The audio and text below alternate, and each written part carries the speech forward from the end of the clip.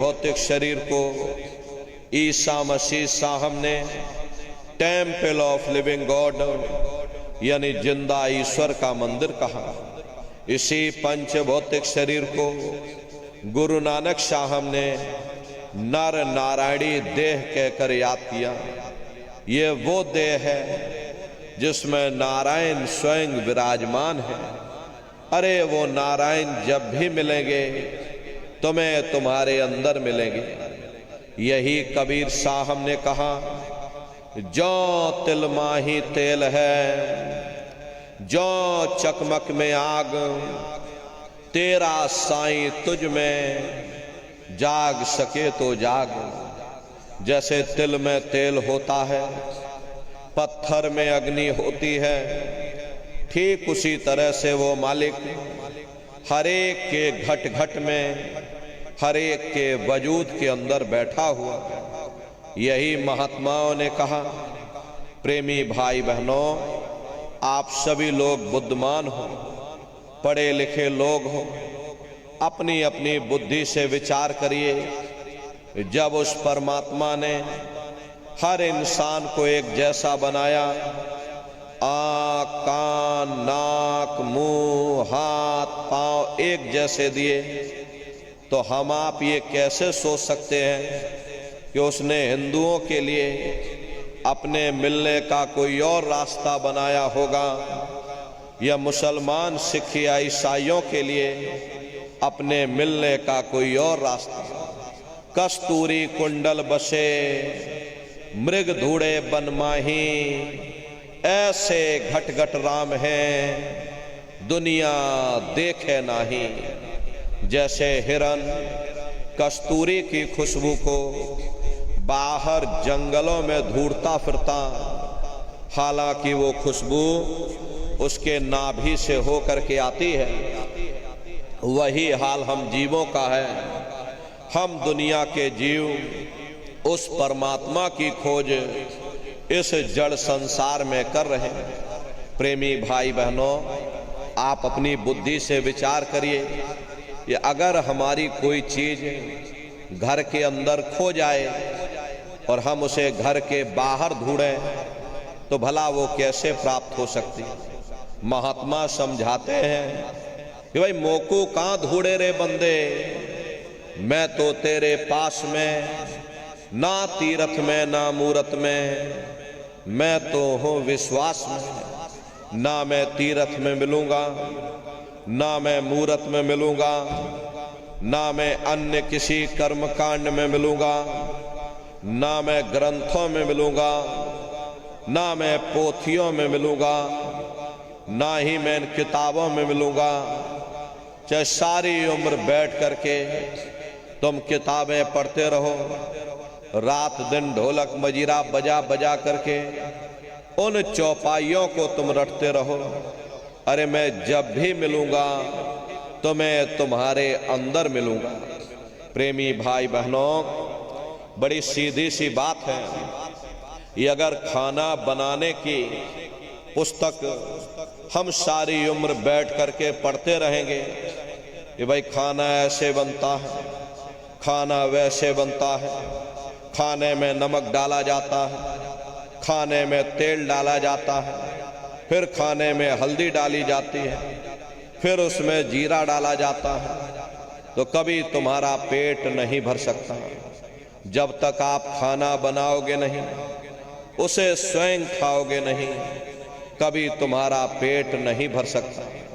हम वेदों की निंदा नहीं करते, हम ग्रंथों की निंदा नहीं करते, हम गीता, कुरान और बाइबल की निंदा नहीं करते। वेद, शास्त्र, गीता, कुरान, बाइबल, जितने भी हमारे धर्म ग्रंथ हैं, चिल्ला चिल्ला करके सब यही कह रहे हैं कि भाई मनुष्य के अंदर अंड खंड ब्रह्मांड है, स्वयं वो परमात्मा तुम्हारे अंदर बैठा है। चलो अंदर चलो, अंदर चल करके उस परमात्मा का दर्शन दीदार करो। अब सवाल ये उठता है, भाई आखिर हम अपने अंदर जा करके उस परमात्मा का दर्शन कैसे करेंगे?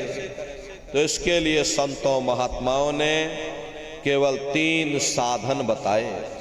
साधन 3 सारे अनुवर्णे और साधन सब थोथे मान।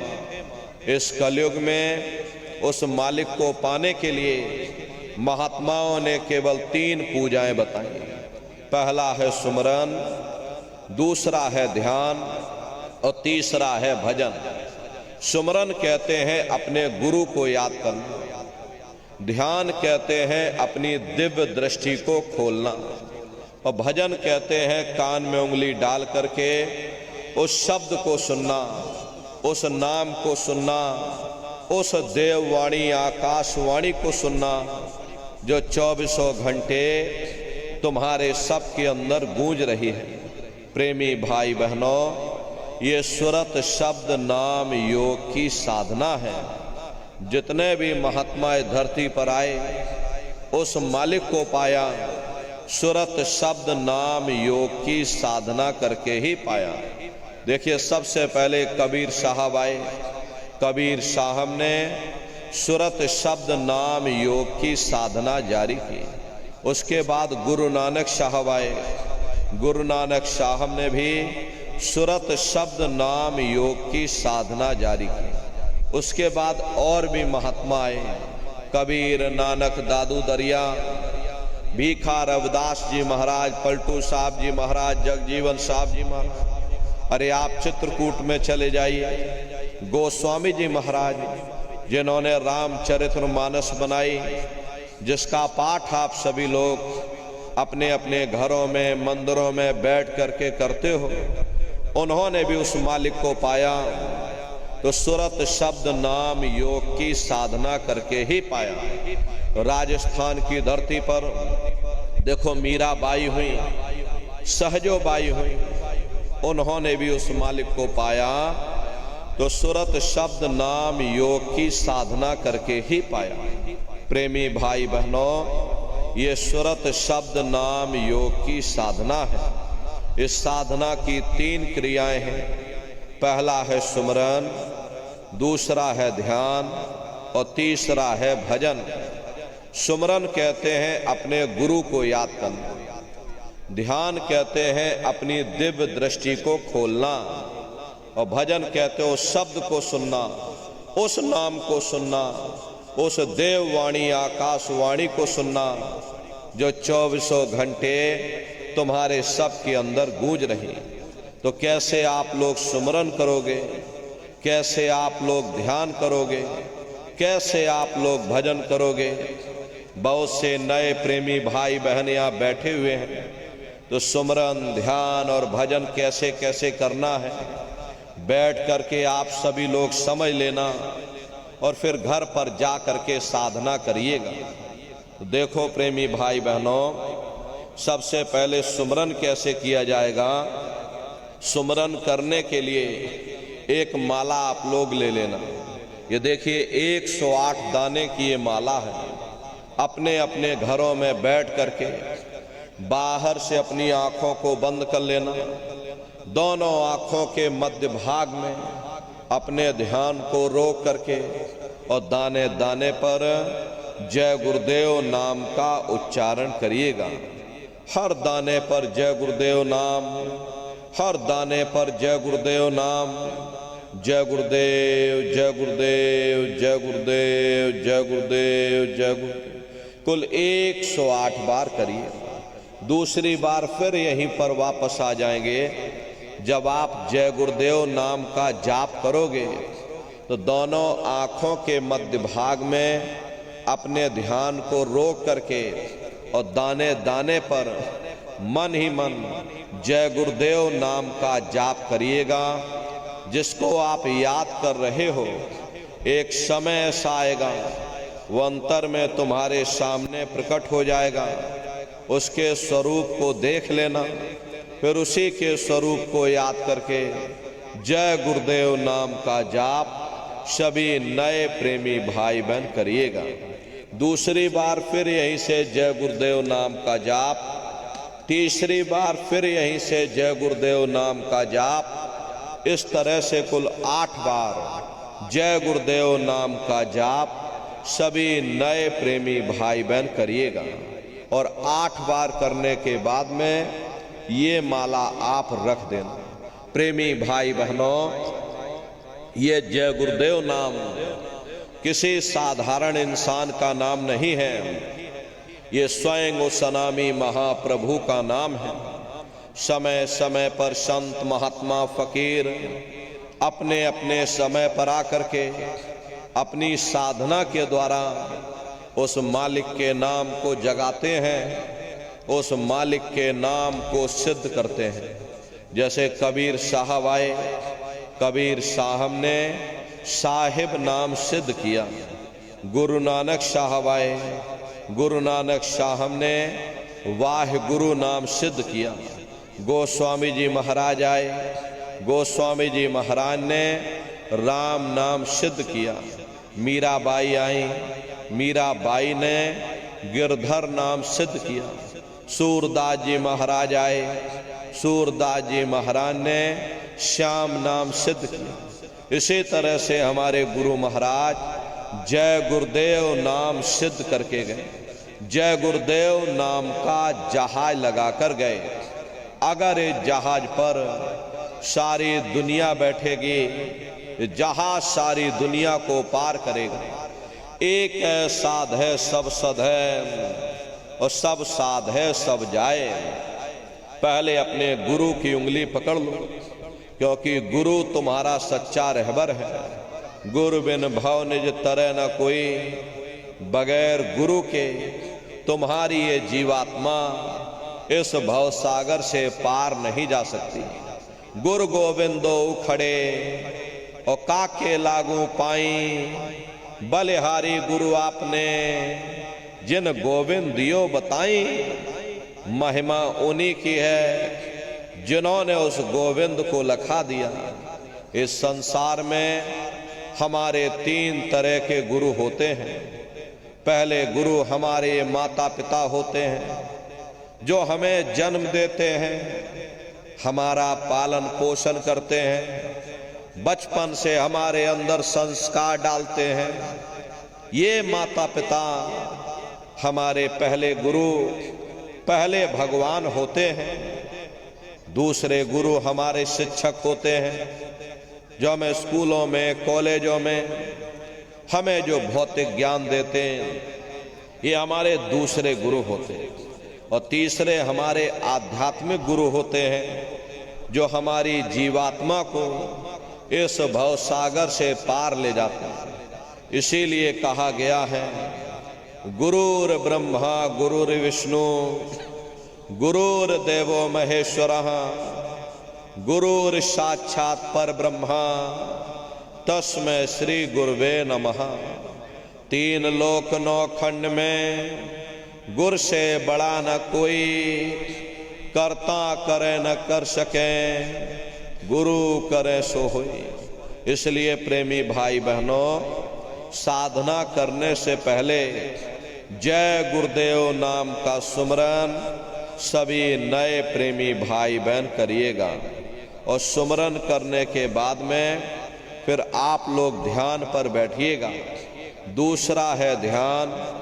ध्यान कहते हैं दृष्टि को एकाग्र करना, अपनी दिव्य दृष्टि को खोलना, अपने तीसरे नेत्र को खोलना, अपने शिव नेत्र को खोलना। तो कैसे आप लोग ध्यान करोगे, जरा अच्छी तरह से समझ लो। अपने अपने घरों में पलथी मार करके आप लोग बैठिएगा। शरीर को टाइट मत करना। बहुत से प्रेमी गलती कर देते हैं कि ध्यान के समय पर अपने शरीर को बिल्कुल टाइट कर देते हैं। यदि आप अपने शरीर को टाइट कर दोगे, ये शरीर आपका थक जाएगा, फिर शरीर ढीला पड़ जाएगा, फिर जैसे के तैसे हो जाओगे। इसलिए पहले से ही अपने शरीर को बिल्कुल ढीला छोड़ दें।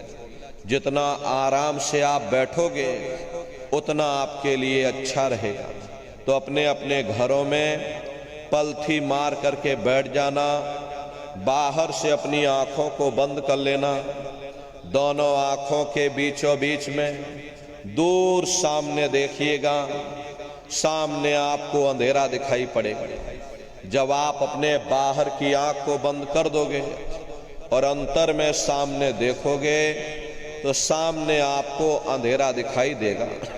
बस उसी अंधेरे में एक जगह पर आप अपनी दृष्टि को रोकिएगा। होशियारी यही रहे ये आंखों की पुतलियां हिलने न पाए। शुरुआती समय में ये आंखों की पुतलियां अंदर अंदर हिलेंगी, लेकिन जब आप रोज रोज अभ्यास करोगे, करत करत अभ्यास ते जड़ मत होत सुजान, जब रोज रोज अभ्यास करोगे तो आंखों की पुतलियां हिलना बंद हो जाएंगी। तो दूर सामने अंधेरे में एक जगह पर आप अपनी दृष्टि को रोकिएगा या उस अंधेरे को लगातार एक जगह पर देखते रहना। दृष्टि अपने आप अंधेरे में रुक जाएगी। उस समय किसी के बारे में सोचना नहीं, किसी के बारे में विचार मत करना, शरीर को बिल्कुल हिलाना नहीं, सुन्न हो करके, शांत चित्त हो करके, निर्विचार हो करके बस सामने उस अंधेरे को एक जगह पर देखते रहना। देखते देखते देखते देखते एक समय ऐसा आएगा ये आपकी दृष्टि उस अंधेरे में रुक जाएगी। और जैसे ही आपकी दृष्टि अंधेरे में रुकेगी तो सुई की नोक के बराबर काले में भी काला बिंदु, बड़ा चमकीला बिंदु होगा, तारे की तरह चम चम चम चम चमकेगा। वो चमकता हुआ तारे जैसा बिंदु आपको सामने दिखाई पड़ेगा। और जब वो बिंदु सामने दिखाई पड़ जाए तब आप अपनी दृष्टि को उस बिंदु पर एकाग्र कर देना। वही बिंदु दरवाजा है, वही बिंदु खिड़की है, उसी को हरि का द्वार यानी कि हरिद्वार कहा गया। बहुत विशाल वो दरवाजा है। ये संसार कुछ नहीं है। ऐसे तुम लाखों संसार इकट्ठे करके एक साथ दरवाजे के अंदर डाल दो, पता तक नहीं चलेगा। इतना विशाल वो हरि का द्वार तुम्हारे सब के अंदर बना हुआ है। एक छोटे से बीज को लेकर के हम आपसे कहें कि इस बीज के अंदर बहुत बड़ा पेड़ है तो आप जल्दी भरोसा नहीं करोगे, लेकिन उस छोटे से बीज को जब आप जमीन में गाड़ दोगे, थोड़ा खाद पानी दोगे, वो बीज अंकुरित हो जाएगा। उसमें से विशाल लताएं भी निकलेंगी, विशाल वृक्ष का रूप भी लेगा, उसमें से फल और फूल भी निकलेंगे। इसी तरह से आप सभी के अंदर सुई की नोक के बराबर काले में भी काला, तारे की तरह चमकता हुआ बिंदु है। उस बिंदु के अंदर बड़े बड़े ब्रह्मांड बसे हुए हैं। वो चमकता हुआ बिंदु आपको दिखाई पड़ेगा, लेकिन बिंदु जब दिखाई पड़ेगा जब आपकी ये दृष्टि उस अंधेरे में रुक जाएगी। ये उसी तरह से है जैसे आपकी आंखों के सामने सूरज है लेकिन बीच में बादल आ गए, इसीलिए सूर्य आपको दिखाई नहीं दे रहा। अगर बादल हट जाएं तो सूरज सामने दिखाई पड़ जाएगा। ठीक उसी प्रकार से कर्मों के बादल अंधकार बन करके, दीवाल बन करके हमारी आंखों के सामने आकर खड़े हो गए। जब आप अपनी आंखों की पुतलियों को उस अंधेरे में रोक करके रखोगे, यही कहा गया कि दोनों तिल एक तार मिलाओ तब देखो गुलजारा है। यानी दोनों आंखों की पुतलियों को अंधेरे में रोक करके रखो। जब आंखों की पुतलियों को अंधेरे में रोक करके रखोगे तो उसी अंधेरे में सुराख हो जाएगा, सामने आपको चमकता हुआ बिंदु दिखाई पड़ेगा। और जब वो बिंदु सामने दिखाई पड़ जाए तब आप अपनी दृष्टि को उस बिंदु पर एकाग्र कर देना। और जब आप अपनी दृष्टि उस बिंदु पर एकाग्र कर दोगे तो वही बिंदु दरवाजा है। वो दरवाजा खुल जाएगा, ये शिव नेत्र खुल जाएगा, ये दिव्य दृष्टि आपकी खुल जाएगी और आप दरवाजे के अंदर दाखिल हो जाओगे। एक बार प्रेमी भाई बहनों ये दिव्य दृष्टि खुल जाए, फिर क्या भूत, क्या भविष्य, क्या वर्तमान, कोई भेद आपसे गुप्त नहीं रहेगा। लाखों वर्ष पहले क्या हुआ था, भविष्य में क्या होने वाला है, आप अपने अपने घरों में बैठ करके और ध्यान लगा करके भूत, भविष्य और वर्तमान को देख सकते हो। तो प्रेमी भाई बहनों यह है ध्यान करने का तरीका। और तीसरा है भजन। गाने बजाने का नाम भजन नहीं है। ये नाच गाना, ढोल मजीरा, हारमोनियम, तबला, उछल कूद, अरे इसका नाम भजन नहीं है। भजन कहते हो शब्द को सुनना, उस नाम को सुनना, उस देववाणी आकाशवाणी को सुनना जो 24 घंटे तुम्हारे सबके अंदर गूंज रही है। तो कैसे भजन करोगे जरा अच्छी तरह समझ लो। ये दोनों उंगली कानों में डाल करके ये कानों को बंद कर लेना। कान इसीलिए बंद किए जाते हैं ताकि बाहर की कोई आवाज हमको सुनाई ना पड़े। अपनी सुविधा से बैठिएगा, कुर्सी पर चाहे कुर्सी पर बैठ जाओ, सोफे पर चाहे सोफे पर बैठ जाना, या कोई तकिया इस तरह से रख लेना, दोनों कोहनी यहाँ रख करके दोनों उंगली कानों में डाल करके ये कानों को बंद कर लेना। बहुत सी हमारी माताएं, बहनें, बूढ़े बुजुर्ग हैं, अरे भाई आपके घुटनों में दर्द होता होगा या रीढ़ की हड्डी में दर्द होता होगा और आप बैठ करके भजन नहीं कर पाते हो, तो आप लेट करके भजन करिएगा। ऐसे सीधे लेट जाना और लेटे लेटे आंख और कान को बंद कर लेना। प्रेमी भाई बहनों, मतलब तो आंख और कान को बंद करना है, चाहे आप लेट करके करो या चाहे आप बैठ करके करो। यही कहा गया है, आंख कान मुख बंद कराओ, अनहद झिंगा शब्द सुनाओ। यानी पहले अपनी आंख को बंद करो, अपने मुख को बंद करो, दोनों उंगली कानों में डाल करके ये कानों को बंद कर लो और ऊंचे से ऊंचा ध्यान दे करके गौर से उस आवाज को सुनने की कोशिश करो। प्रेमी भाई बहनों, जब आप अपने कानों को बंद करके और अंतर में गौर से आवाज को सुनोगे तो शुरू शुरू में आपको ऐसा अनुभव होगा कि कहीं सीटी जैसी आवाज हमारे कानों में बज रही है। टी, इस तरह से सीटी जैसी आवाज शुरू शुरू में आप सभी को सुनाई पड़ेगी। शाम को अपने अपने घरों में जाकर बैठिएगा, ये कानों को जरा बंद कर लेना, गौर से अंतर में सुनिएगा तो सीटी जैसी आवाज आप सभी को सुनाई पड़ेगी। करना कुछ नहीं है, लेटे हो चाहे बैठे हो, बस आप उस आवाज को सुनते रहना और सुनते सुनते उसी में लीन हो जाओ।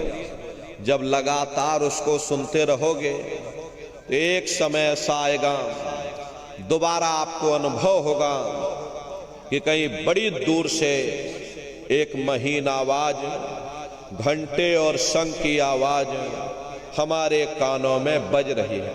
जैसे मंदिरों में घंटियां बजती हैं, टन टन टन टन। तो बाहर तो आपने ये नकल किया। महात्माओं ने कहा था ये शरीर तुम्हारा सच्चा हरि मंदिर है और इसी हरि मंदिर के अंदर 24 घंटे वो घंटे और शंख की आवाज गूंज रही है। उसी घंटे शंख की आवाज को महात्माओं ने शब्द कहा। अरे आपकी धर्म पुस्तकों में लिखा है कि पोथी पढ़ पढ़ जगमुआ, पंडित भया न कोई, 2.5 अक्षर प्रेम का, पढ़े सो पंडित होई। दुनिया वाले कहते हैं कि 2.5 अक्षर का मतलब प्रेम है। अरे प्रेम नहीं है, प्रेम में तो मात्रा लगी हुई।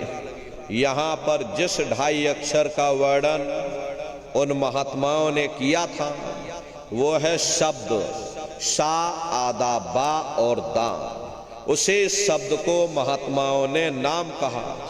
कल युग जोग न यज्ञ न ज्ञाना, एक आधार नाम गुण गाना। कलयुग में न योग है, न यज्ञ है, न ये ज्ञान है। तो कलयुग में क्या है? कलयुग केवल नाम धारा, सुमेर सुमेर नर उतर ही पारा। कलयुग में केवल नाम का आधार है।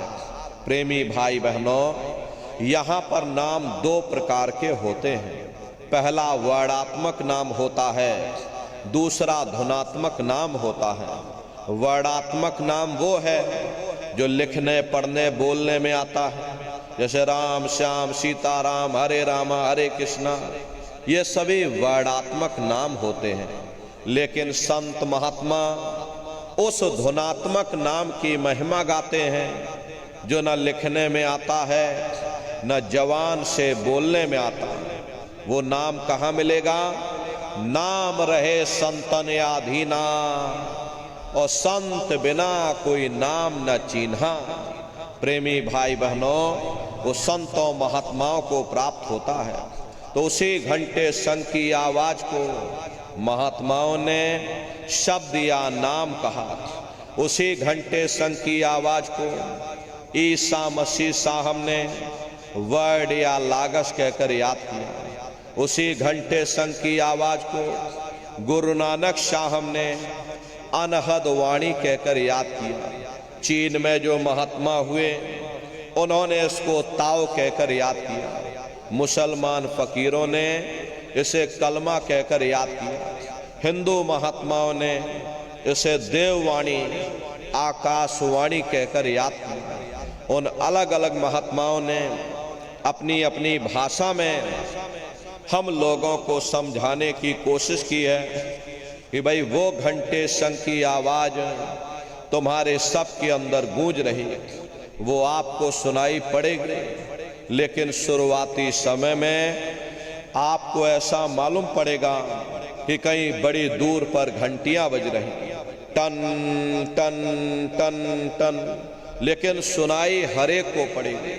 प्रेमी भाई बहनों, जब घंटे और शंख की आवाज आपको अपने अंदर सुनाई पड़ने लग जाए, तब आप सीटी की आवाज को छोड़ देना और घंटे शंख की आवाज को पकड़ लेना, उसको आप सुनने लग जाना। जब आप उसको सुनने लग जाओगे तो वो आवाज धीरे धीरे बढ़ना शुरू होगी, और बढ़ते बढ़ते इस कदर बढ़ेगी कि आपके रोम रोम में घंटे और शंख की आवाज गूंजने लगेगी। बड़ी घनघोर आवाज होती है, बड़ी मधुर वो आवाज होती है। ये दुनिया भर के गाने जो आप लोग बाहर सुनते हो, उस संगीत के सामने ये दुनिया के संगीत कुछ नहीं है। जब आप उस संगीत को सुनोगे, इतना भारी आनंद आपके ऊपर छा जाएगा, इतनी खुशी होगी, ऐसा नशा आपके ऊपर चढ़ जाएगा कि आप सारी दुनिया को भूल जाओगे। शंकर भगवान को वही नशा चढ़ा था। शंकर भगवान कोई गांजा भांग नहीं पीते थे। ये तो हमने आपने शंकर भगवान को भी बदनाम कर दिया कि शंकर भगवान गांजा भांग पीते थे, तो चलो हम भी गांजा भांग फूकेंगे, और सब के सब गजेड़ी हो गए। प्रेमी भाई बहनों, शंकर भगवान ने कभी गांजा भांग नहीं पिया।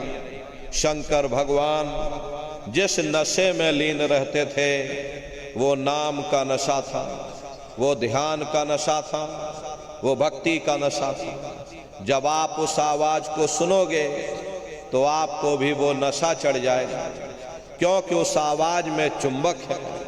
जब आप उस आवाज को सुनोगे तो वो आवाज आपको अपनी ओर खींचेगी, और जब खिंचाव होगा तो जीवात्मा का फैला हुआ प्रकाश 9 दरवाजों से सिमटने लगेगा। अब ये 9 दरवाजे कौन कौन से हैं? देखो प्रेमी भाई बहनों, अच्छी तरह आप लोग समझिएगा, ये बहुत बड़ा विज्ञान है। दुनिया का विज्ञान जब समाप्त हो जाएगा तो ये विज्ञान प्रारंभ होगा। और यही सच्चा सनातन विज्ञान है जो ऋषियों मुनियों ने समझाया था, जिसको ये संसार भूल गया, बाहरी कर्म कांडों में उलझ गया। प्रेमी भाई बहनों, आज सच्चे सनातन विज्ञान को समझने की जरूरत है। ये 9 दरवाजे कौन कौन से हैं? 2 आंख, 2 कान, 2 नाक के सुराख, 1 मुंह, 2 मलमूत्र का रास्ता, ये शरीर के 9 दरवाजे हैं। सबसे पहला दरवाजा गुदा चक्र आता है। गुदा चक्र में गणेश जी वास करते हैं। गणेश जी वहां के मालिक हैं। ये 4 दल का कवल है। यहाँ पर पृथ्वी तत्व पाया जाता है। उसके ऊपर इंद्रिय चक्र आता है। इंद्रिय चक्र में ब्रह्मा जी वास करते हैं। ब्रह्मा जी वहां के मालिक हैं। ये 6 दल का कवल है। यहाँ पर जल तत्व पाया जाता है। उसके ऊपर ये नाभि चक्र आता है। नाभि चक्र में विष्णु जी वास करते हैं। विष्णु जी यहाँ के मालिक हैं। ये 8 दल का कवल है। यहाँ पर अग्नि तत्व पाया जाता है। उसके ऊपर ये हृदय चक्र आता है। हृदय चक्र में शिव जी वास करते हैं। शिव जी यहाँ के मालिक हैं। ये 12 दल का कवल है। यहाँ पर वायु तत्व पाया जाता है। अरे वास तो वो ऊपरी मंडलों में, ऊपरी लोकों में वास करते हैं, लेकिन उनका प्रकाश, उनकी किरणें इन चक्रों पर पड़ती हैं। उसी के ऊपर एक कंठ चक्र आता है। यहाँ पर आद्या महाशक्ति की किरणें पड़ती हैं। ये 16 दल का कवल है। और आप सबसे ऊपर, तुम्हारी जीवात्मा सबसे ऊपर दोनों आंखों के मध्य भाग में बैठी है, जहां पर ये देवियां बिंदी लगाती हैं और पुरुष जहां पर ये टीका लगाते हैं। ये बिंदी और ये टीका यहाँ पर हम लोग इसीलिए लगाते हैं क्योंकि यहीं पर हमारी जीवात्मा बैठी है, उसका श्रृंगार किया जाता है। ये 10वां द्वार है जहां पर तुम्हारी ये जीवात्मा बैठी है, इसी को 10वां द्वार कहते हैं। आप लोग रोज चौपाई गाते हो कि मंगल भवन अमंगल हारी, द्रवौ सुदशरथी अजर बिहारी। तो इसका अर्थ जरा समझने की कोशिश भी करो। प्रेमी भाई बहनों, ये शरीर तुम्हारा मंगल भवन है, तुम्हें अमंगलों से बचाने वाला, तुम्हें नरकों और 84 से बचाने वाला ये पंच भौतिक शरीर ही तुम्हारा मंगल भवन है। इस मंगल भवन के 10 दरवाजे हैं और 10वें दरवाजे पर ये अजर बिहारी यानी कि तुम्हारी जीवात्मा बैठी है। और यहीं पर बैठ करके जीवात्मा अपने प्रकाश को 9 दरवाजों में फैलाती है, जिससे तुम्हारा ये शरीर चलता है, तुम्हारे हाथ चलते हैं, तुम्हारे ये पैर चलते हैं। जब आप भजन करोगे और जब घंटे और शंख की आवाज को सुनोगे तो उस आवाज में चुंबक है, वो आवाज आपको अपनी ओर खींचेगी। और जब खिंचाव होगा तो जीवात्मा का फैला हुआ प्रकाश 9 दरवाजों से सिमट करके यही 10वें दरवाजे पर इकट्ठा हो जाएगा। और जैसे ही सारी शक्ति, सारी चेतना सिमट करके यहाँ पर इकट्ठी हुई तो शब्द क्या काम करेगा? शब्द तुम्हारी जीवात्मा को खींच करके इस शरीर से बाहर कर देगा। फिर आप अपनी आंखों से देखिएगा, ये हमारा शरीर ये है और हम ये खड़े। आप अपने शरीर से अलग हो जाओगे। जैसे चिड़िया होती है, चिड़िया घोंसले से निकल करके और आसमानों की उड़ान भरती है और शाम को फिर अपने घोंसले में आ जाती है। ऐसे तुम्हारी ये जीवात्मा इस शरीर रूपी घोंसले से निकल करके ब्रह्मांडों की सैर करेगी, देवी देवताओं के दर्शन करेगी, भगवान राम के दर्शन करेगी, दर्शन करेगी और घूम करके फिर अपने शरीर रूपी घोंसले में वापस आ जाएगी। प्रेमी भाई बहनों, ये ब्रह्मा विष्णु महादेव जिनकी सारी दुनिया पूजा करती है, अरे आप सभी लोग ब्रह्मा विष्णु महादेव की पूजा करते हो और पूजा करते करते आपका ये जीवन बीत गया, लेकिन कभी तुमने विचार ये नहीं किया भाई जिनकी हम पूजा कर रहे हैं आखिर ये ब्रह्मा विष्णु महादेव कौन है, ये कहाँ पर रहते हैं, ये क्या काम करते हैं, अरे इनके माँ बाप कौन हैं, भगवान राम कौन है, भगवान कृष्ण कौन है, ईश्वर कौन है, ब्रह्म कौन है, पर ब्रह्म कौन है, ये कहाँ पर रहते हैं। तो जरा संक्षिप्त में आप लोग समझिएगा, क्योंकि अगर हम इसका वर्णन करेंगे लाखों वर्ष लग जाएंगे, एक लोक का वर्णन नहीं हो पाएगा। इतने विशाल लोक इस आसमान के ऊपर बने हुए, लेकिन संक्षिप्त में हम आपको बता रहे हैं कि किन किन मंडलों को पार करते हुए तुम्हारी ये जीवात्मा अपने 5वें मंडल पर यानी कि सचखंड में पहुंचेगी। रास्ते में कौन कौन से देश मिलेंगे, उस देश के कौन कौन से राजा मिलेंगे, तो जरा संक्षिप्त में आप लोग समझ लीजिए। प्रेमी भाई बहनों, जब आप भजन करोगे और जब घंटे और शंख की आवाज को सुनोगे तो उसी घंटे शंख की आवाज को पकड़ करके ये जीवात्मा ब्रह्मांडों की चढ़ाई करती है। मान लो आप किसी जंगल में खो गए, चारों तरफ अंधेरा ही अंधेरा हो, कोई रास्ता आपको नजर ना रहा हो, तो आप किसी टापू पहाड़ या पेड़ पर चढ़ करके वहीं से आवाज लगाते हो कि भाई कोई हमारी आवाज को सुन रहा हो तो कृपया करके हमको रास्ता बताओ। मान लो किसी व्यक्ति ने आपकी आवाज को सुना और उसने आपको आवाज दी कि भाई हम तुमको ये आवाज दे रहे, तुम इस आवाज को पकड़ करके और तुम हम तक पहुंच जाओ।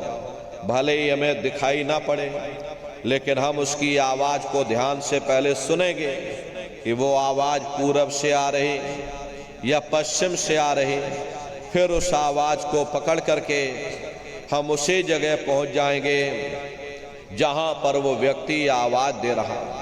ठीक उसी प्रकार से इस हरि मंदिर के अंदर, इस मानव मंदिर के अंदर वो परमात्मा आवाज दे रहा। जब ये जीवात्मा उस आवाज को सुनेगी तो उस आवाज को पकड़ करके ये जीवात्मा वहीं पहुंच जाएगी जहां वो परमात्मा बैठ करके आवाज दे रहा। तो वो आवाज कब सुनाई पड़ेगी? जब आप लोग भजन करोगे और जब घंटे और शंख की आवाज को सुनोगे तो उसी घंटे शंख की आवाज को पकड़ करके ये जीवात्मा ब्रह्मांडों की चढ़ाई करती है। पलक झपकते है जीवात्मा खरबों योजन ऊपर चली जाती है। ये चांद सूरज सितारों को पार करने के बाद में सबसे पहले जो आपको लोक मिलेगा उसे महात्माओं ने शिवलोक कहा। शिवलोक तमोगुणी स्थान है, वहाँ के मालिक शिव जी हैं, वो पार्वती जी के साथ में उस लोक में विराजमान है। चैतन्य धार जो ऊपर से नीचे आ रही, जिसे महात्माओं ने गंगा कहा, वह अपना केंद्र बिंदु शिवलोक को बनाती है। इसीलिए शिव जी की जटा में ये गंगा दर्शाई जाती हैं। इस लोक में असंख्यों जीवात्माएं रहती हैं और ये सभी जीवात्माएं शिव स्वरूप में मौजूद होती हैं। जब आप वहां पहुंचोगे, शिव जी का जब प्रत्यक्ष दर्शन करोगे तो आपका स्वरूप भी शिव के समान यानी कि शिव स्वरूप हो जाएगा। शिव जी का दर्शन करने के बाद में फिर घंटे शंख की आवाज को पकड़ करके फिर जब आप ऊपर चढ़ोगे, उसी के ऊपर ब्रह्मा जी का लोक आएगा। ब्रह्मा जी का लोक वो रजोगुणी स्थान है, वहाँ के मालिक ब्रह्मा जी हैं। वो गायत्री, सावित्री और सरस्वती के साथ उस लोक में विराजमान है। प्रेमी भाई बहनों, घंटे और शंख की आवाज को पकड़ करके रखना पड़ता है। यदि आपने उस आवाज को वहां पर छोड़ दिया तो सेकंड भर आपको नहीं लगेगा, धड़ाम से आप अपने शरीर में वापस लौटाओगे और इन बाहरी आंखों को खोल दोगे। इसीलिए शब्द को पकड़ करके रखना पड़ता है। शब्द सीढ़ी है, शब्द रस्सी है, जिसको पकड़ करके ये जीवात्मा नीचे से ऊपर की ओर चढ़ती है। तो ब्रह्मा जी का दर्शन करने के बाद में फिर घंटे शंख की आवाज को पकड़ करके फिर जब आप ऊपर चढ़ोगे, उसी के ऊपर विष्णु लोक आएगा। विष्णु लोक वो सतोगुणी स्थान है, वहाँ के मालिक विष्णु जी हैं। उनका बड़ा मनमोहक स्वरूप है। उनकी 4 भुजाएं हैं और चारों भुजाओं में शंख, गदा, पद्म और चक्र सुशोभित है। और आप क्षीर सागर में लक्ष्मी जी के साथ विराजमान हैं। ये तीनों देवता ब्रह्मा, विष्णु और महादेव अपने अपने लोक में बैठ करके राज कर रहे हैं।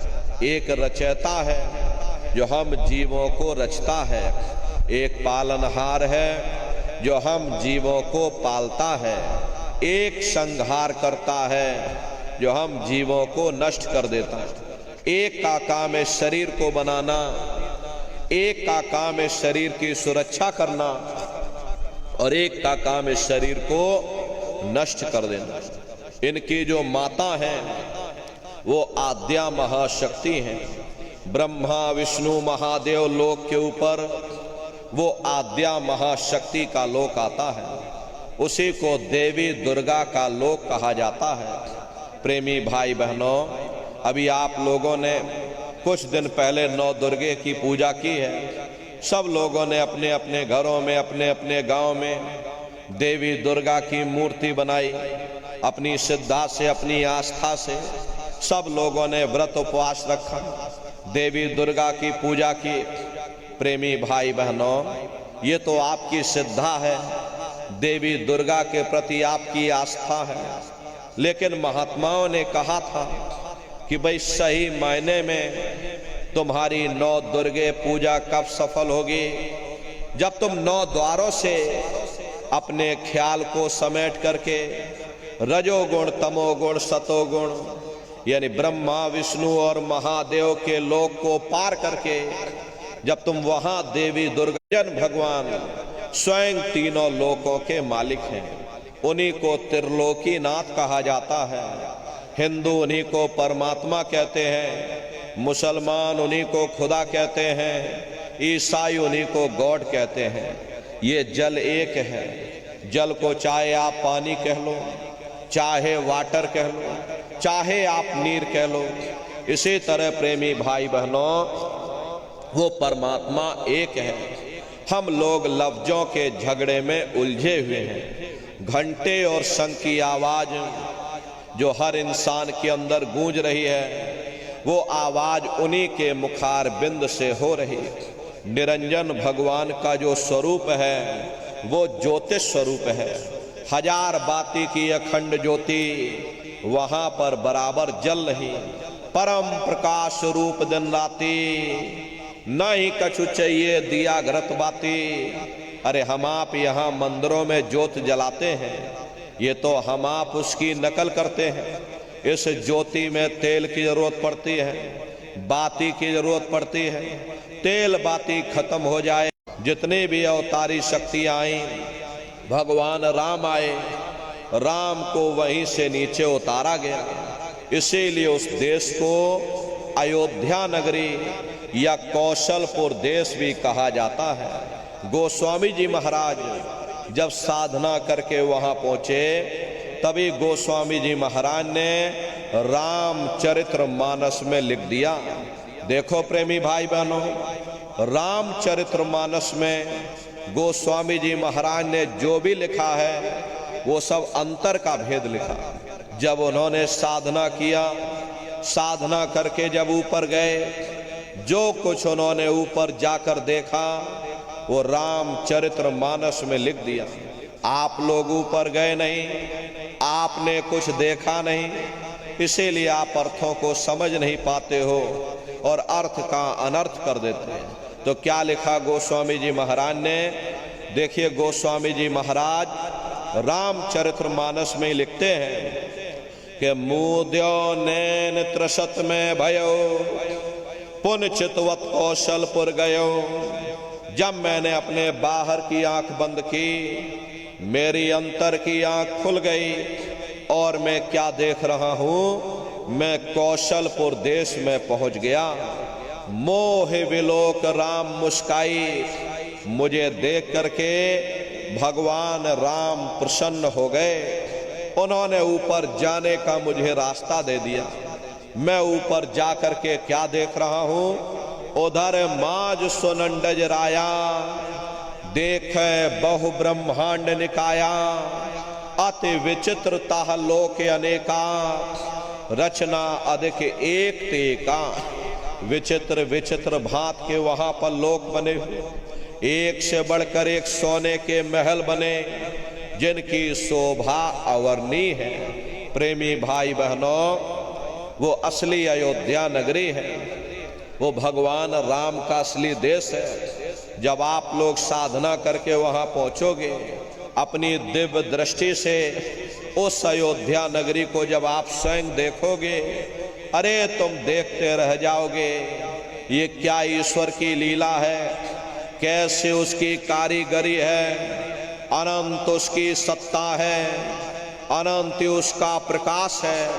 उसी आनंद को पा करके बड़े बड़े राजे महाराजाओं ने अपने राजकाज पर ठोकरें मार दी और जंगलों में जा करके नंगे हो करके नाचने लगे।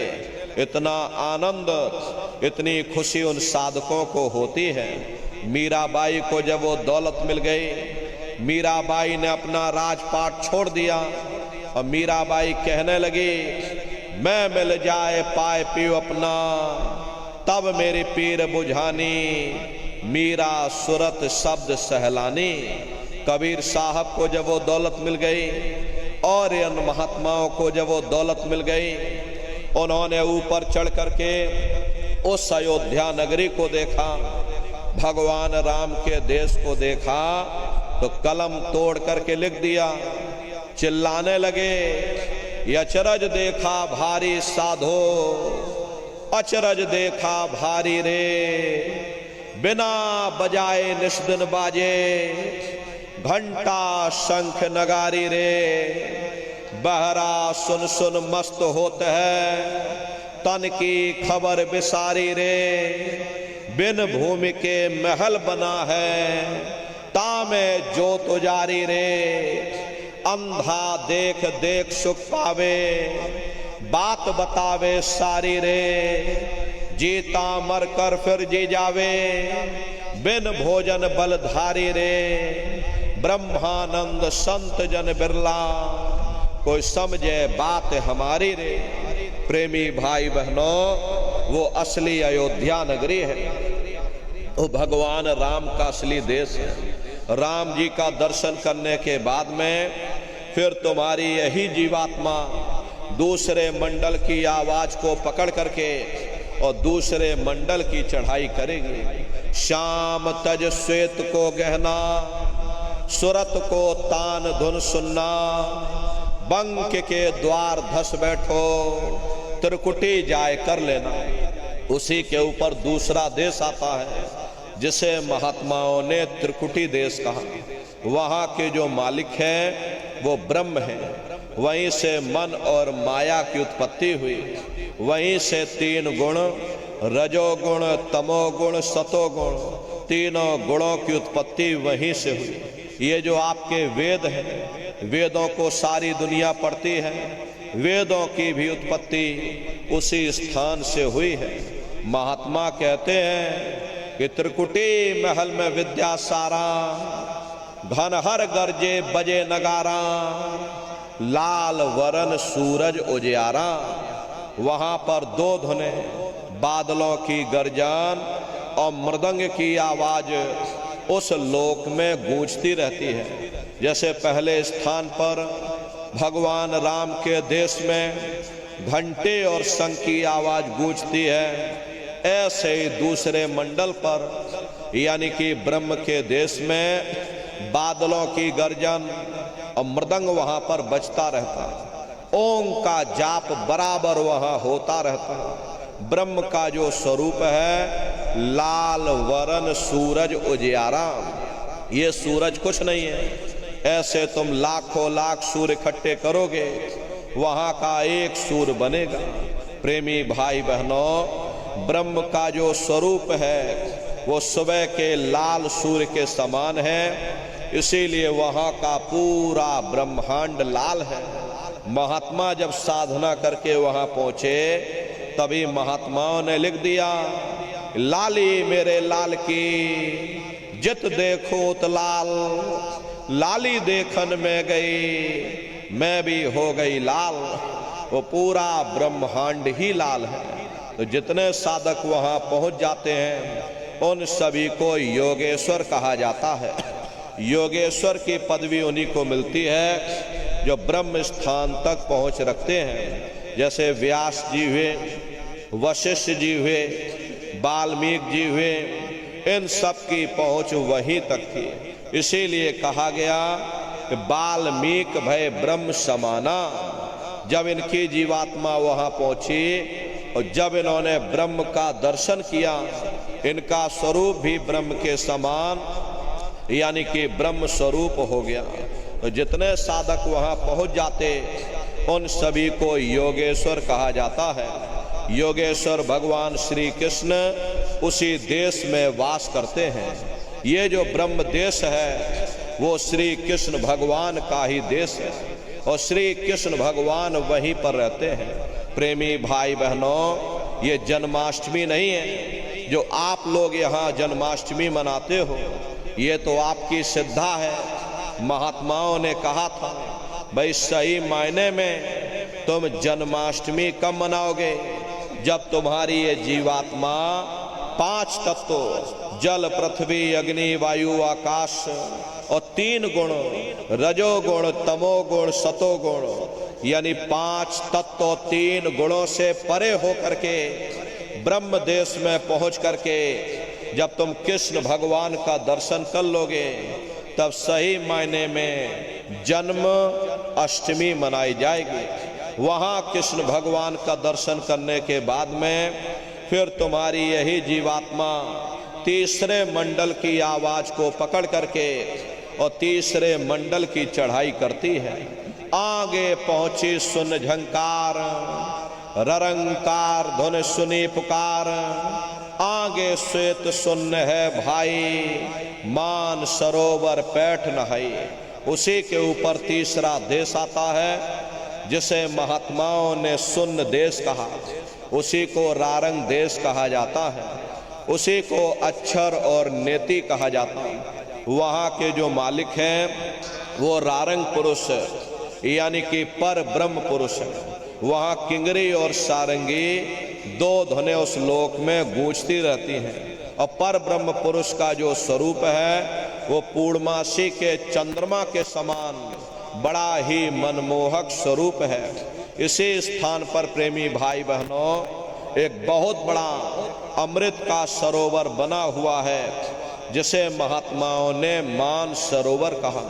जब तुम्हारी ये जीवात्मा उस मान सरोवर में स्नान कर लेगी तो जन्म जन्मांतरों के तुम्हारे मैले पाप कर्म साफ हो जाएंगे।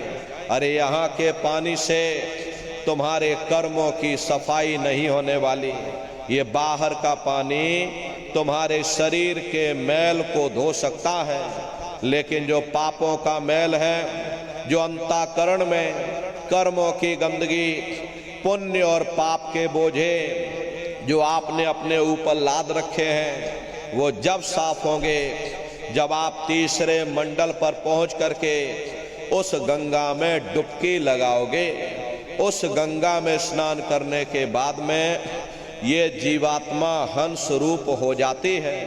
हंसन मिले हंसा हो जाई, मिले जो अमी आहारा है।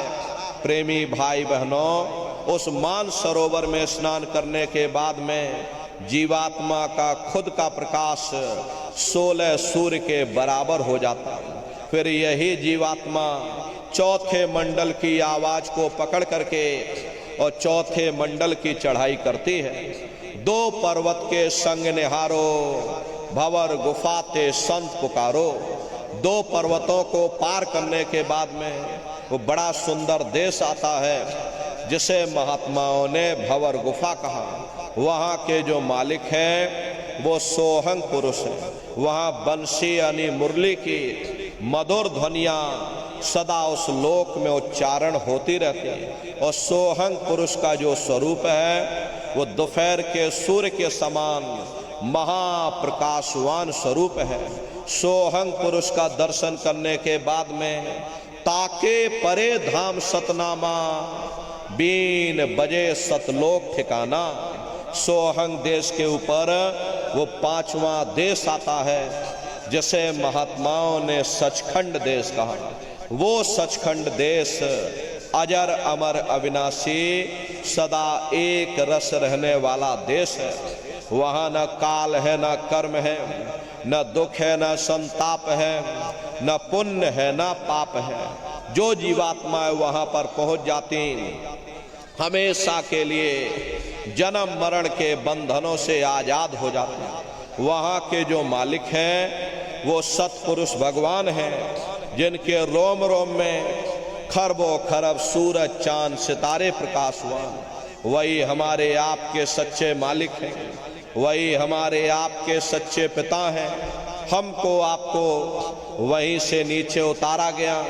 फिर शब्द को पकड़ करके शब्द शब्द पौड़ी पर चढ़कर पहुंचो सचखंड सतनाम।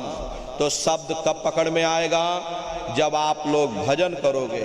और भजन कैसे किया जाएगा जरा अच्छी तरह समझ लीजिए। ये आंख और कान को बंद करिएगा लेकिन मन को रोकिएगा। ऐसे समय पर तुम्हारा ये मन जरूर भागेगा। अभी आप यहाँ सत्संग में बैठे हो, शरीर भले तुम्हारा यहाँ बैठा है लेकिन मन सारी दुनिया में भाग रहा। किसी को बाल बच्चों की याद आ गई, मन बाल बच्चों में पहुंच गया। कोई दुकान दफ्तर छोड़ करके आया, मन दुकान दफ्तर में पहुंच गया। किसी को कोई बात याद आ गई, शरीर तुम्हारा यहाँ बैठा, मन आपस में बातचीत कर रहा। प्रेमी भाई बहनों, ऐसे भजन से कोई लाभ नहीं होने वाला। कबीर साहब ने कहा है कि कबीर पापी भगत न भावई, हरि पूजा न सोहाए, माखी चंदन पर हरे, जहां विगंध तहां जाए। जैसे मक्खी चंदन या कस्तूरी पर नहीं बैठती है बल्कि रात दिन गंदगी में भिनभिनाती रहती है, ठीक उसी प्रकार से हम मनुष्यों का हाल है। हमारे आपके बुरे खोटे पाप कर्म हमें महात्माओं की तरफ जाने नहीं देते। ये सब हमारे मन की खुराफात है। जिन्होंने मार मंडाला उन्हीं को सूरमा कहना, बड़ा बैरी ये मन घट में, इसी का जीतना कठिन। अगर दुनिया में कोई हमारा दुश्मन है वो केवल तुम्हारा अपना ये मन है। ये मन रूपी रावण कब मरेगा? जब 9 द्वारों पर फतेह हासिल करके तुम यहाँ 10वें द्वार पर चढ़ जाओगे, तब सही मायने में दशहरा मनाई जाएगी। अरे बाहर की दशहरा नहीं है जो लकड़ी का रावण बना देते हो और फूंक फांक करके घर चले आते, कहते भाई हमने रावण मार दिया। अरे महात्माओं ने कहा था भाई सही मायने में तुम दशहरा कब मनाओगे?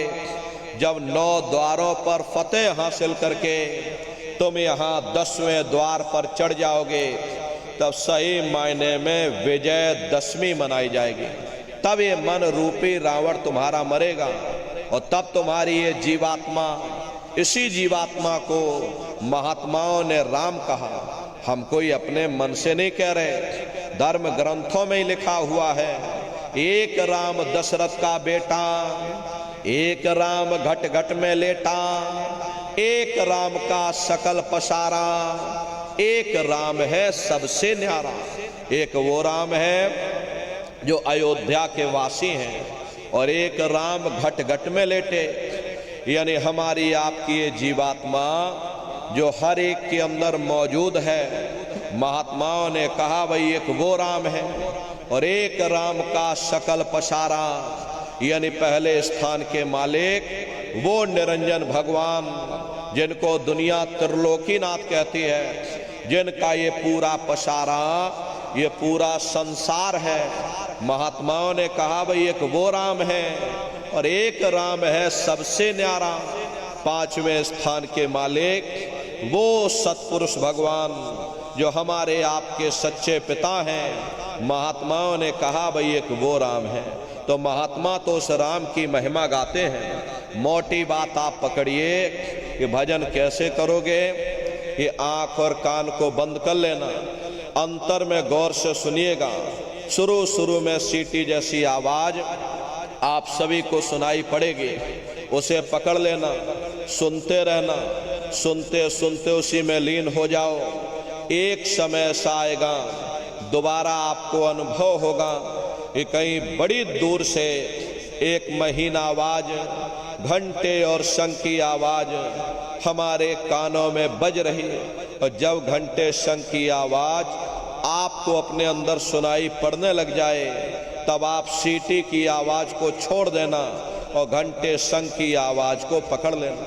एक बार प्रेमी भाई बहनों आप उस आवाज को पकड़ लो, फिर वो आवाज आपको नहीं छोड़ेगी, खींच करके शरीर से बाहर कर देगी। रोजाना रोज ब्रह्मांडों की सैर करना, रोज देवी देवताओं के दर्शन करना, रोज भगवान राम के दर्शन करना, रोज भगवान कृष्ण के दर्शन करना, और घूम करके फिर अपने शरीर रूपी घोंसले में वापस चले आना। तो सुमरन, ध्यान और भजन, ये तीन क्रियाएं आपको बताई गई, नित्य नियम से करिएगा। नागा नहीं होना चाहिए।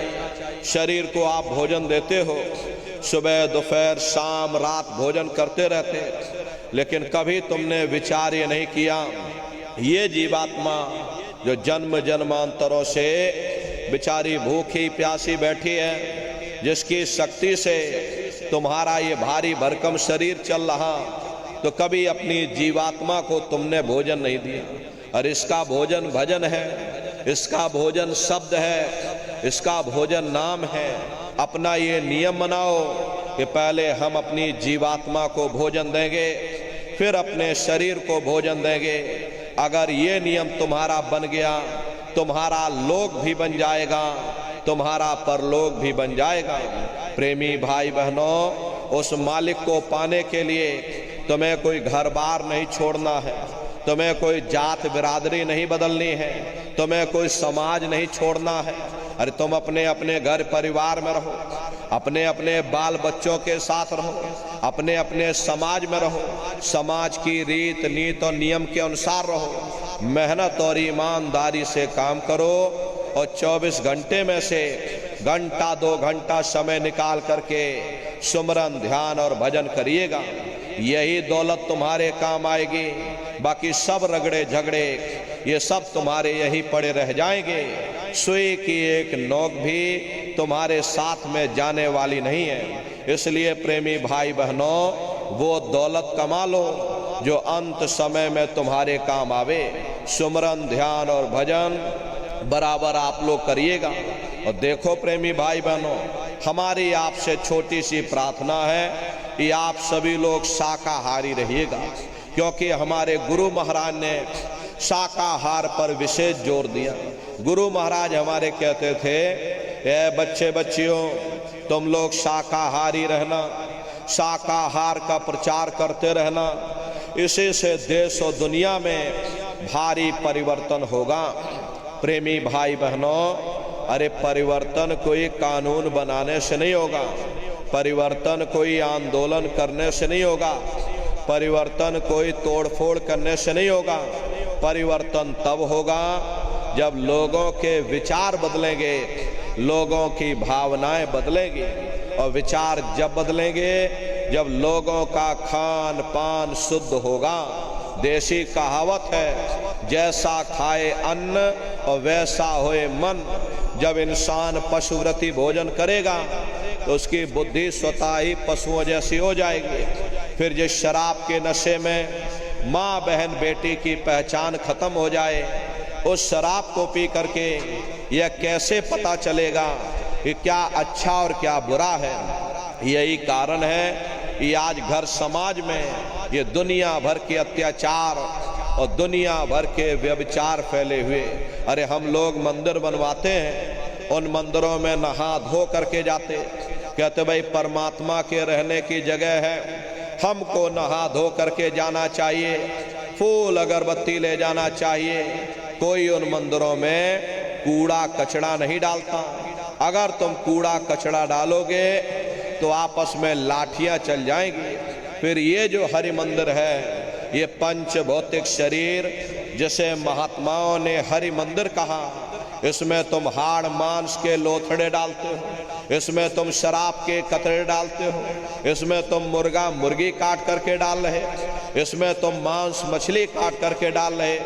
अपने बनाए हुए ईंट गारे के मंदिर की कद्र करोगे और परमात्मा के बनाए हुए इस मानव मंदिर को तुमने जीते जी कब्रिस्तान बना दिया तो सख्त सजा मिलेगी। महात्माओं ने लिखा है कि तिल भर मच्छी खाई के कोट गऊ दे दान, काशी करवट जा मरे निश्चय नरक निदान।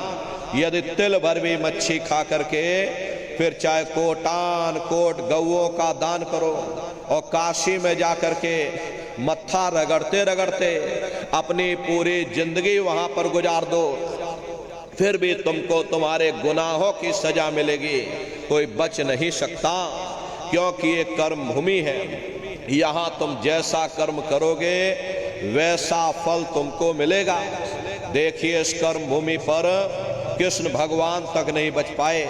उस समय बाली को छिप करके बाण मारा, वही बाली कृष्ण अवतार में बहेलिया बन करके आ गया। कृष्ण भगवान के पैरों में पद्म चमकता था, हिरण की आंख समझ करके बहेलिये ने निशाना मार दिया और जब पास में आकर के देखा कृष्ण भगवान थे।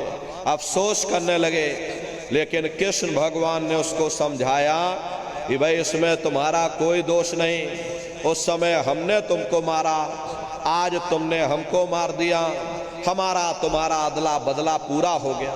कर्म प्रधान विश्व रच राखा, जो जस करे सो तस फल चाखा। ये कर्मों का ऐसा देश है, यहाँ तुम जैसा बीज बोगे वैसी ही फसल काटोगे। इसलिए प्रेमी भाई बहनों, हमारी आपसे प्रार्थना है कि आप सभी लोग शाकाहारी रहिएगा। ये तरह तरह की बीमारियां जो आज के समय में फैल रही हैं, इसका मुख्य कारण एक ही है, लोगों का खान पान गंदा हो गया। अरे आप अपनी बुद्धि से विचार करिए, जब इंसानों के खून में जानवरों का खून मिल जाएगा, इंसानों के अंदर जब जानवरों के कीटाणु पहुंच जाएंगे तो न जानवरों की दवा काम में आएगी न इंसानों की दवा काम में आएगी। तो परिणाम क्या होगा? ऐसी महामारियां फैलेंगी। अभी कोरोना जैसी महामारी आई, पूरा विश्व तबाह हो गया, लोग अपने अपने घरों में कैद हो गए, कोई किसी से मिलने को तैयार नहीं। न जाने कितने घर परिवार उजड़ गए, न जाने कितनी लाशें बह गई, न जाने कितने बच्चे अनाथ हो गए, न जाने कितनी माताएं विधवा हो गईं। लाखों लाख रुपया लेकर के लोग अस्पतालों के चक्कर काटते रह गए, एक ऑक्सीजन का सिलेंडर नसीब नहीं हुआ। अरे कारण क्या है? कारण यही है, जब जानवरों के कीटाणु इंसान के शरीर में प्रवेश कर जाएंगे तो आने वाले समय में ऐसी महामारियां और फैलेगी। हमारे गुरु महाराज सन 70 के दशक में ये भविष्यवाणी किया करते थे, बच्चा आगे नई नई बीमारियां आएंगी। पहले बीमारियों की हवा चलेगी, फिर बीमारियों की आंधी आएगी, फिर बीमारियों की सुनामी आएगी। अरे लाशें पड़ी घर घर में सड़ेगी, बचाने वाला मिलेगा न कोई, जमाना बदलेगा। कहे जय गुरुदेव पुकार, जमाना बदलेगा। इसलिए प्रेमी भाई बहनों, हमारी आपसे प्रार्थना है कि आप सभी लोग शाकाहारी रहिएगा। कोई ऐसा नशा मत करो जिससे बुद्धि तुम्हारी पागल हो जाए और घर में माँ बहन बेटी की पहचान खो दो। एक द्रौपदी के चीरहरण से पूरा महाभारत हो गया। बड़े बड़े राजे महाराजे मौन हो गए, भीष्म पितामह मौन हो गए, गुरु द्रोण मौन हो गए। नतीजा क्या रहा? महाभारत हो गया। लाखों करोड़ों लोग काल के गाल में समा गए। एक द्रौपदी के चीरहरण से इतना बड़ा नरसंहार हुआ। आज कलयुग में शराब के नशे में न जाने कितनी माताओं बहनों पर अत्याचार हो रहा, न जाने कितना व्यभिचार हो रहा। इसका भारी परिणाम आवाम जनमानस को भोगना पड़ेगा। कर्मानुसार सबको सजा मिलेगी। अरे कर्मों का बादल बवंडर बनेगा। प्रेमी भाई बहनों, बरसेगी बहेगी तेरे पापों की धारा। और सुनते तो जाओ संदेशा हमारा। हमारे गुरु महाराज कह गए, भविष्यवाणी कर गए, राख बनेगे महानगर तक, एटम के अंगारों से पत्ता पत्ता झुलस जाएगा। विश्व युद्ध टंकारों से मानव की क्या पेश चलेगी, अंबर तक फट जाएगा। इस धरती का सारा आंगन लाशों से पट जाएगा। महाशक्तियां दुनिया भर की मिट्टी में मिल जाएगी। क्रूर विधर्मी मानव की तब अकल ठिकाने आएगी। ऐसा भीषण बम भोले का तांडव होने वाला है। और जागो जागो दुनिया वालों, समय बदलने वाला है। इसलिए प्रेमी भाई बहनों, हमारी आपसे प्रार्थना है कि आप सभी लोग शाकाहारी रहिएगा। कोई ऐसा नशा मत करो जिससे बुद्धि तुम्हारी पागल हो जाए और घर में माँ बहन बेटी की पहचान खो। अरे आप अपने आप को कट्टर हिंदू मानते हो। अरे भाई, हम कट्टर हिंदू हैं, हमसे बड़ा सनातनी दुनिया में कोई नहीं। हम भगवान राम को मानने वाले, हम बजरंगबली को मानने वाले, हम दुर्गा मैया को मानने वाले, हम महात्मा बुद्ध को मानने वाले, हम भगवान कृष्ण को मानने वाले। अरे भाई, आप राम को मानते हो, आप भगवान कृष्ण को मानते हो, तो उनके आदर्शों पर भी चलना सीखो। भगवान राम ने कभी नहीं कहा कि तुम मांस खाओ, या भगवान कृष्ण ने कभी नहीं कहा कि तुम शराब पियो। जितने देवी देवता अवतार हुए सभी यही कह करके गए, अहिंसा परमो धर्म। अगर हमने किसी को बनाया नहीं तो मिटाने का अधिकार हमारे पास नहीं। अरे आप इंसान हो, इंसान का काम है दया करने का। दया धर्म का मूल है। इसलिए आप जीवों पर रहम करो, रूहों पर रहम करो। सभी लोग शाकाहारी रहना, शाकाहार का प्रचार अपने अपने क्षेत्रों में बराबर आप लोग करते रहिएगा। अरे सतयुग कैसे आएगा, राम राज कैसे आएगा? राम राज कोई भाषण देने से नहीं आएगा, राम राज कोई नारा लगा देने से नहीं आएगा, राम राज कोई भगवा लहरा देने से नहीं आएगा, राम राज कोई हिंदू मुसलमान करने से भी नहीं आएगा। राम राज जब आएगा जब लोगों के अंदर अच्छे विचार आएंगे। वरना राम के समय में भी रावण जैसे असुर होते थे, कृष्ण के समय में भी कंस जैसे असुर होते थे, तब भी लड़ाइयाँ होती थी, तब भी युद्ध हुआ करते थे। राम राज का मतलब है अच्छे विचारों का आना। और अच्छे विचार जब आएंगे जब हर इंसान मानव धर्म का पालन करेगा। अरे मानव धर्म क्या कहता है? सत्य, दया, अहिंसा, प्रेम और करुणा, यही मानव धर्म का आधार है। जब मानव के अंदर मानवता आ जाएगी, मानव के अंदर दया आ जाएगी, मानव के अंदर करुणा आ जाएगी, ये मानव दूसरों की पीड़ा को अपनी पीड़ा समझने लग जाएगा।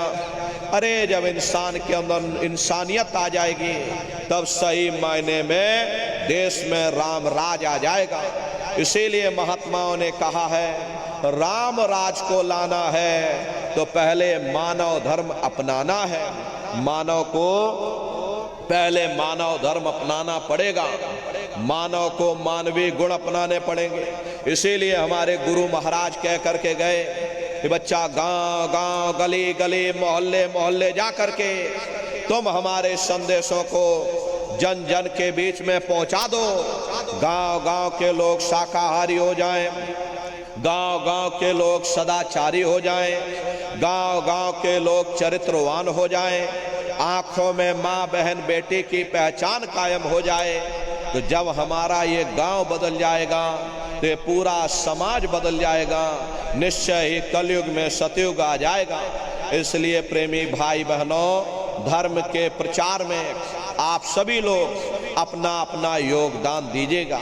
देखिए हमारे गुरु महाराज को, हमारे गुरु महाराज परम संत बाबा जय गुरुदेव जी महाराज ने एक अच्छे समाज के निर्माण के लिए, चरित्रोत्थान के लिए, लोगों को शाकाहारी और सदाचारी बनाने के लिए 116 वर्ष की आयु तक अथक मेहनत और परिश्रम किया।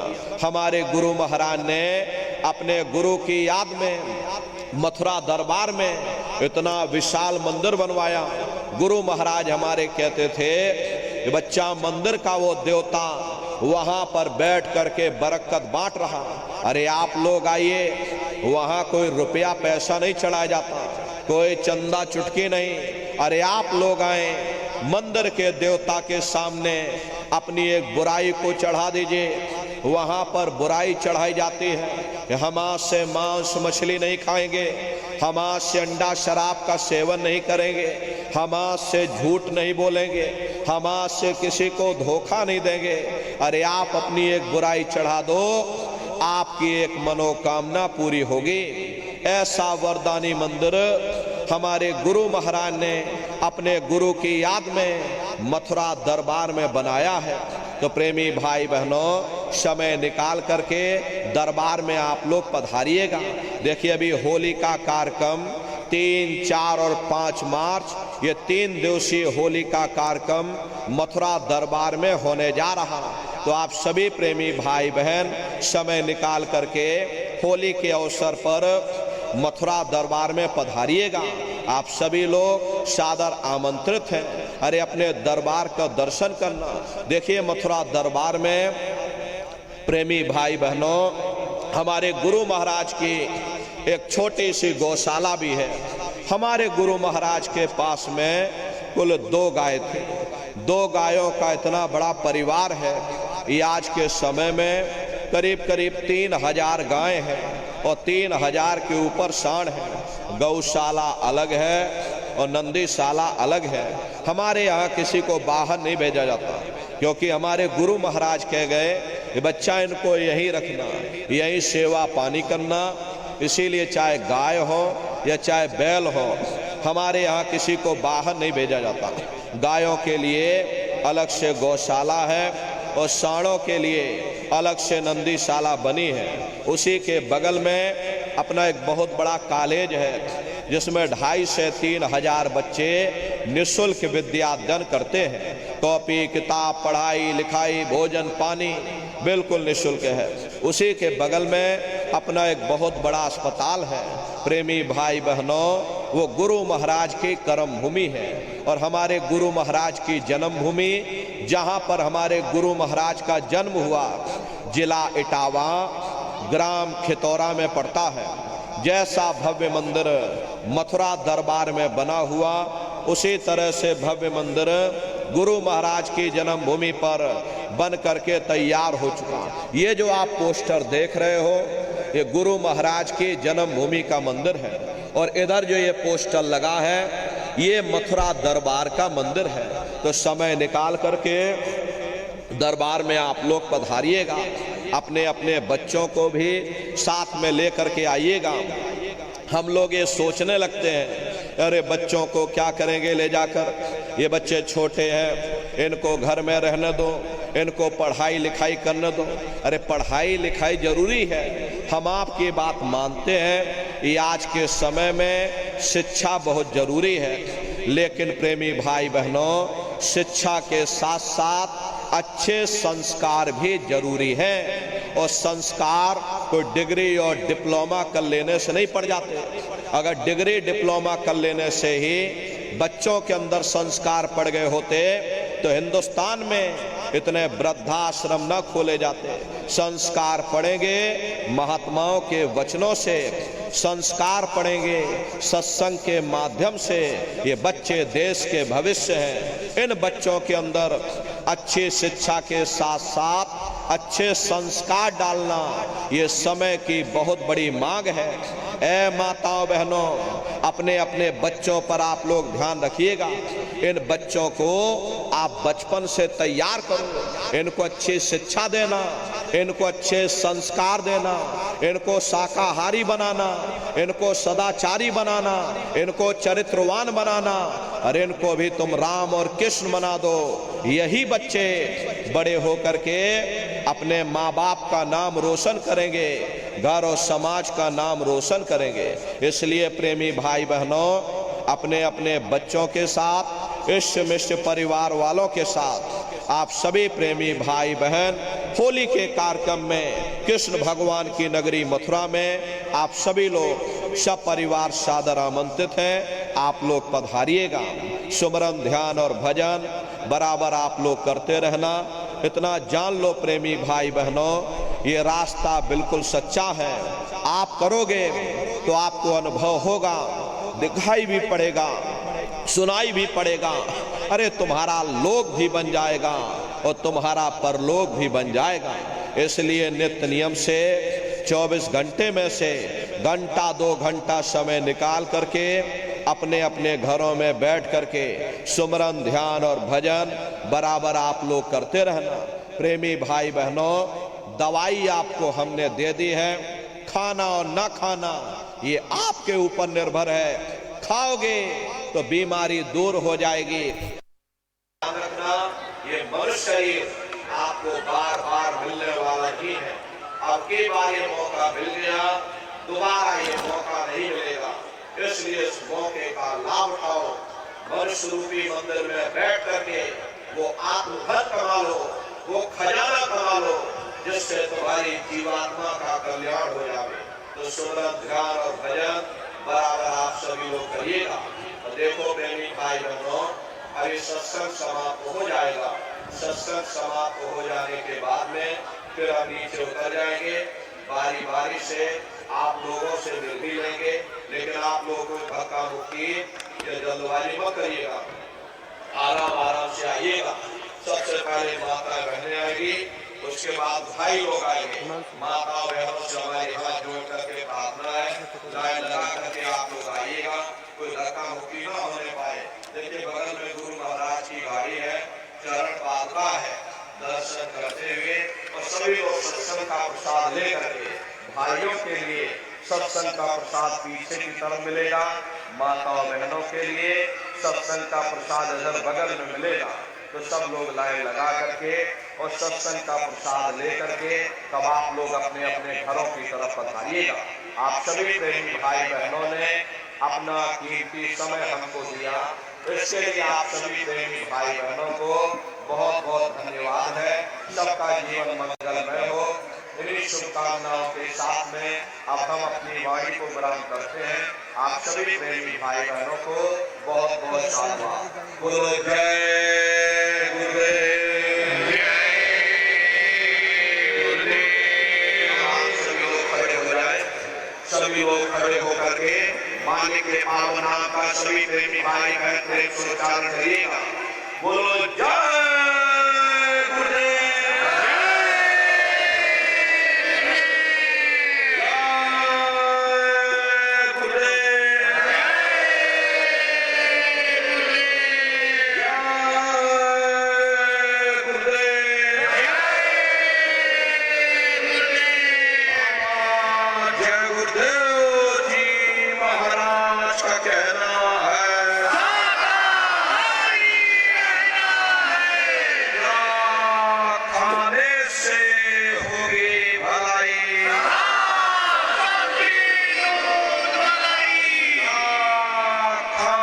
से हुए खड़ा,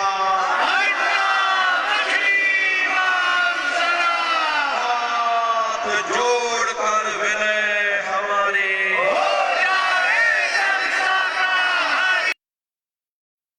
जी की अर्जी है,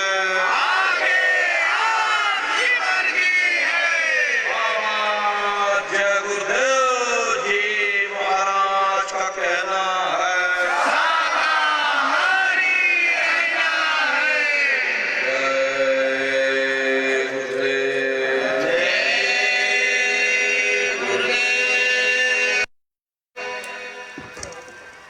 जय गुरुदेव। प्रेमी भाई बहनों, अब पूज्य महाराज जी आप सब लोगों से मिलने के लिए मंच के नीचे आ रहे हैं। भाई लोग थोड़ा धीरज रखेंगे, पहले बहन माताओं को मिलने का अवसर दे देंगे। बहन माताएं ध्यान दें, बाईं तरफ से गैलरी बनी है, उससे एक लाइन में दर्शन करने के लिए आइए। यही लोहे की पाइप के किनारे किनारे चलते हुए आप गैलरी में पहुंच जाओगे। लोहे की पाइप के किनारे किनारे चलिए और गैलरी में पहुंच जाइए। किसी टिकटिंग के सहारे आइए। जब आप दर्शन करने के लिए आइए तो अपने कपड़े से, साड़ी या दुपट्टे से